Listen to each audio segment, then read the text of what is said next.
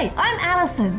Welcome to Dream Chasers Adventures in Happiness, where my band of superhero guests and I share with you tales of daring do, life-changing journeys towards living our best lives. If you're after an injection of inspiration and ideas to live the life that you want and deserve, you're in the right place. Let's dive in. Hi there, and welcome to the show where we serve up conversation, concepts and belief that it is entirely possible to create what you crave. If there's something stopping you from pursuing happiness, whatever that looks like to you from a career or lifestyle point of view, the stories and insights covered here are designed to help. Now, today's episode is a big one. It's reflective, it's expansive, and I think if you really allow it, it could genuinely be life-shifting. Because today we're going to be talking about defining your era for 2026. Now, I'm not talking about your goals here or your resolutions or the version of yourself that you think you should become. What I'm talking about here is the version of you that emerges when you strip back the labels that have quietly and subtly become part of your identity. This episode is about questioning those labels that you've been carrying, actively choosing the ones that you want, and defining the era that you want to be in this year. Because here's the thing, I think most of us are walking around carrying labels and identities that we never consciously chose. Right? They sneak up on us. They were handed to us by other people. They were reinforced and they became familiar. And quite often they quietly limit us when we don't stop to question them. So today we're going to examine our own labels, decide if they suit us, deliberately pick the ones that we genuinely want that feel good, and plan our own unique era for 2026. So ready? Let's dive in. So firstly, I want to create or paint a clear picture of what I'm talking about because labels are sneaky. Some arrive quite loudly. For example, you're so responsible, or you're the strong one, or perhaps you're the emotional one, or the reliable one. And other labels arrive quietly. They form through repetition, through expectation, and through what gets rewarded and noticed and relied upon. And eventually, without ever signing a contract, they kind of become part of how we see ourselves. And the uncomfortable truth is that once a label becomes part of your identity, you start behaving in ways to protect it. You make decisions that reinforce it. You avoid situations that might threaten it, and you stay in patterns that keep it intact, even if it doesn't really feel that good anymore. And when you try and step outside of that label, if you try and change it, it can feel like betrayal, whether that's betraying other people's expectations or the role that you've always played, or sometimes the version of yourself that was constructed for you. Now, I'm going to give you a personal example here so that you can see what I'm on about. For years, one of my unchosen labels was the sorter outer. Somehow, I became the one who always fixes things and organises things and figures things out. The one that steps in when things feel messy. And at first, that label felt validating. I was needed, I was trusted, I was relied upon. That felt really good.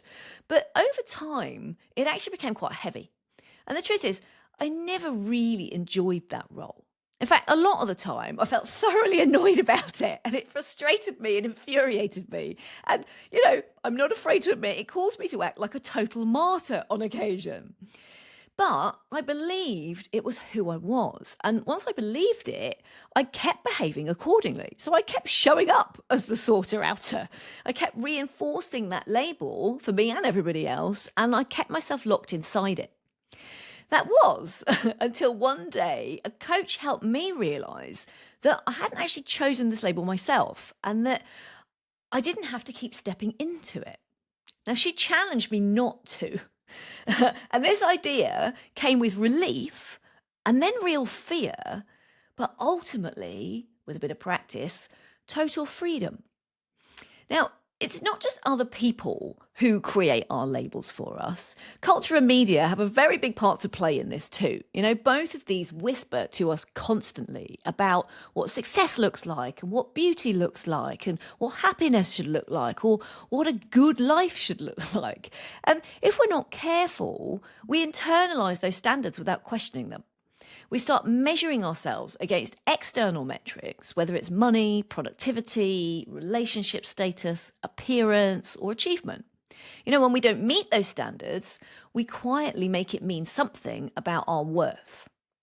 But here's what I want to say clearly in this podcast. These measurements, whether from society, culture, or other people, they were never meant to define you. You know, they are outside ideas, borrowed ideas, and frankly, usually quite outdated ideas. Now, at this point, you might be wondering what labels you might have assumed, and whether you chose them or not. So here's where you get to take part. You know, this exercise really is worth doing, and it can be wildly eye-opening. So if you're up for it, grab a piece of paper and a pen and have a go at writing down the labels you currently identify with. Now, you might consider the obvious ones. So perhaps, you know, there are labels like career-driven or mum or dad or single, husband or wife or partner or maybe entrepreneur. And then when you've got some obvious ones down, go a little deeper and think about the more subtle labels. So, for example, are you the reliable one? Are you the fixer or the caretaker or the emotional one, the strong one? A lot of people are the peacemaker or the responsible one. So, you know, and as you're thinking about this, don't judge yourself or don't judge these labels, just notice them and gently ask yourself, which of these were actually handed to me and which ones did I consciously choose? Now, this can be a really interesting exercise in recognizing what's truly ours and what's been foisted on us one way or another. So have a go at doing that until you've got a list and you've got a sense of which you like or which you don't. And then next, once you've got the list, I want you to cross out the ones that no longer serve you. Right? Get rid of them. Not because they're bad, but because they're no longer true or they've become limiting or you've just outgrown them. You know, crossing out doesn't erase your past. It honours your evolution. Now, when I did this, honestly, it felt quite liberating. So get that red pen out and cross out the ones you don't want. Once you've done that, now comes the most expansive question. Who are you really without all the labels?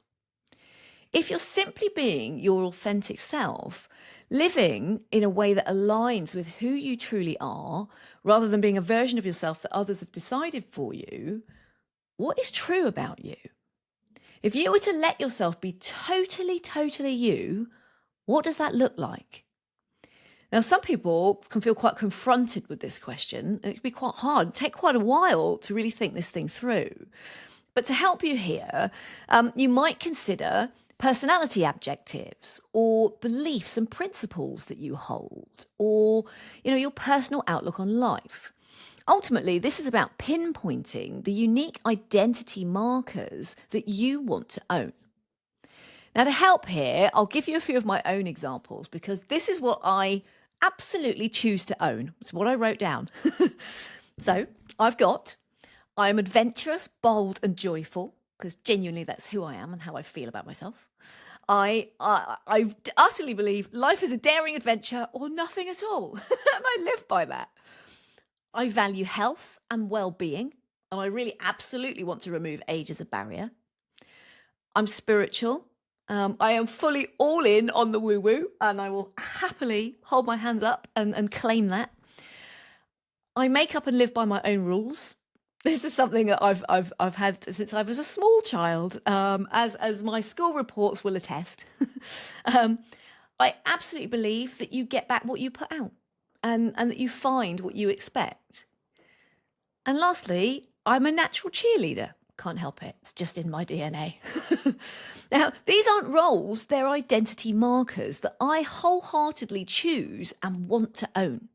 So take some time to consider what yours are and write them down. Right? They might be completely different to mine. There is no right or wrong with this stuff. Once you've done that, my next question for you is a gut feel one. What is your internal definition of happiness? Now, this can feel like a wildly bold question. And what I'm talking about here, I'm not talking about society's definition or Instagram's. I'm talking about yours. Trust your instinct and capture whatever comes up for you. This can take a little bit of thought and reflection. For me, in really thinking about it, happiness is two things. It means feeling, embodying, and perpetuating love. I truly believe that this is what life is all about. And secondly, it's feeling a huge sense of fun and joy in everything that I do so that I consistently experience my top feeling states. And those feeling states are energized, excited, and engaged. That's how I want to feel when I wake up each day and as I move through my days. So that is what happiness embodies. But for me, your definition might be entirely different. So just trust what comes up and have a go at writing something down. When you've done that, this is where it gets fun. I'd love you to consider what era you want to be in. If you were choosing an era for 2026, which reflects who you are with the labels that you've chosen and speaks to your own definition of happiness, how would you describe it? Don't be afraid to give in to the cringe here. If you were to let yourself be full of awe and wonder as you are your wonderfully unadulterated, authentic self, how might that translate as an era? Is it playful? Is it poetic? I've got 3 because, hey, I want more than one. So this year, I'm in my prime era, I'm in my adventure era, and I'm in my expansion era. Now, your era really is a declaration. So choose at least one that feels really awesome to you and scribble it down. Okay, now that you know what era you want to be in, to help you embed this so that it's more than just words on paper, I want you to consider how the outside world will actually know that this is the era that you are in. How might you make your era undeniable? Like, what are the behaviors and habits that you'll be demonstrating? What are the activities you'll be engaging in? So if you're living in your era, how do other people spot it and know? For me, my eras mean that this year I will be booking and doing fun, adrenaline-fueled activities and mini breaks. I'm going to be showing up and doing strength and power training every week. I'm going to be traveling and organising holidays that really push me out of my comfort zone. I am going to be having mini adventures with my sister. I am going to be reading and watching and listening to and sharing uplifting, inspiring content. And I'm going to be spending real quality time with my mum and dad. So write down the things for you that will make your era visible to you and to everybody else. Now, finally, I would love you to choose a song that encapsulates your era for 2026. Is there a piece of music that embodies your era and how you want to feel in it, or that inspires you to remember it or to connect with it? The words don't directly have to relate to the theme. It just needs to make sense to you and connect positively. So what's your soundtrack? Or what's the soundtrack to your era? Mine, if I share with you, is Levitating by 𝗘𝗣𝗜𝗦, because I love the song. It wakes me up, makes me feel alive, and it really does feel like it speaks to the eras I want to be in. Ultimately, music anchors emotion, so pick something and let it remind you of who you're becoming. So that's it for this episode. If you've played along, you now know who and how you want to be this year, and you've chosen it purely on your terms. We're not here to stay the same, and we're not here to live inside old labels, especially ones chosen for us. You are absolutely allowed to redefine yourself again and again, shaping your identity and your era and your life in ways that serve you best.